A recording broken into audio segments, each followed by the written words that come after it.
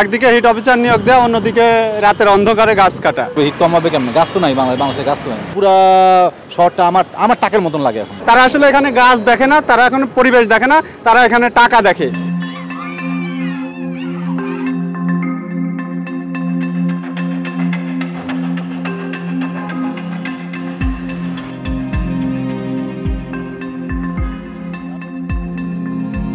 ঢাকা শহর ইটের শহর হয়ে গেছে।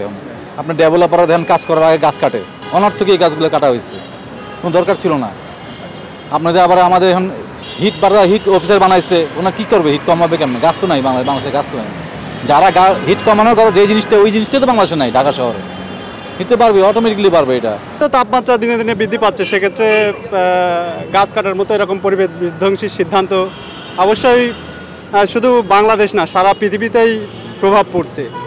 আমরা দেখছি যে সরকার যে ধরনের সিদ্ধান্ত নিচ্ছে, বিশেষ করে উন্নয়নের সিদ্ধান্ত, এই যে উন্নয়নের নামে একটা ডিভাইডার করে রাখছে, এই ডিভাইডার আদতে কি কি উপকারে লাগছে সেটা এখানকার সাধারণ মানুষ জানে।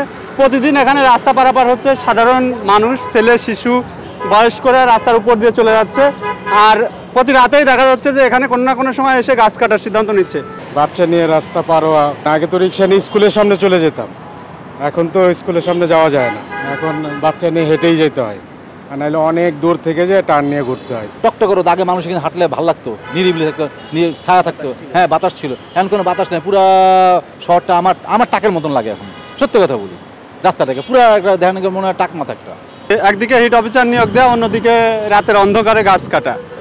তো এটা তো কোনো ন্যূনতম সভ্য মানুষের কাজ হতে পারে না। এখন যে পরিমাণে গরমটা বেড়ে গেছে, গাছ কাটাতে আরও গরমটা বেড়ে গেছে। আপনার রাস্তা থাকতে আমাদের একটা আলো বাতাস পেতাম, ঠান্ডা বাতাস পেতাম।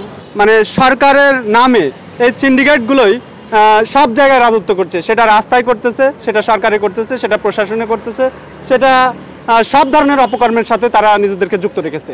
গাছ কাটার সৌন্দর্য নষ্ট করে বলেছে। ডানপুলা এলাকায় যে সবুজ চারা ছিল, ওই জিনিসটা নষ্ট করে, পরিবেশ নষ্ট করে গেছে। কত সুন্দর সুন্দর ফুল গাছগুলো ছিল, ভালো ভালো গাছ ছিল, গাছ কেটে বলা হয়েছে। সৌদি আরবের কথা বলি, যেখানে গাছ বাইরে থেকে হালত করে নিয়ে ওরা ইয়ে করতেছে, বৃক্ষরোপণ করতেছে, আর বাংলাদেশে গাছ কাইটে আরও সমান করতেছে। অনেক মানুষের কষ্ট হয়েছে, আমাদেরও কষ্ট হয়। কেন কষ্ট? ছায়াটা পাচ্ছি না, গাছের যে একটা ছায়া, এই যে ছায়ার মধ্যে দাঁড়ায় আছে, কত ভালো লাগতেছে। মেয়রের কাছে দাবি একটা, মেয়র শুনবে না তো কথা, আননেসেসারি বল লাভ কি? সে গাছগুলো কাটলো কেন? রাস্তার মধ্যে যদি আপনি ডিভাইডার বানাইতে হয়, ডিভাইডারের কি মধ্যে গাছ ছিল না? ওইটার সাইড থেকে ডিভাইডার বানানো যেত না? প্রশাসনিক থেকে শুরু করে সব ধরনের উন্নয়ন কর্মকর্তাদের সুযোগ সুবিধার বিষয় আছে।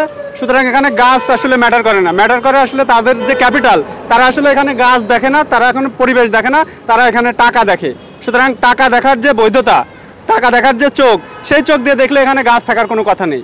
তারা রাতের অন্ধকারে গাছ কাটতে আসে, এখানে প্রতিরোধ করতেছে, পরিবেশবাদীরা প্রতিরোধ করতেছে, ছাত্র ইউনিয়ন থেকে শুরু করে অন্যান্য ছাত্র সংগঠন করতেছে।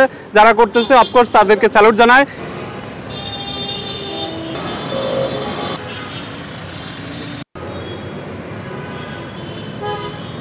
সংবাদ, ফিচার ও অনুষ্ঠানের জন্য ভিজিট করুন সংবাদ প্রকাশের ওয়েবসাইট এবং যুক্ত থাকুন ফেসবুক পেজ ও ইউটিউব চ্যানেলের সঙ্গে।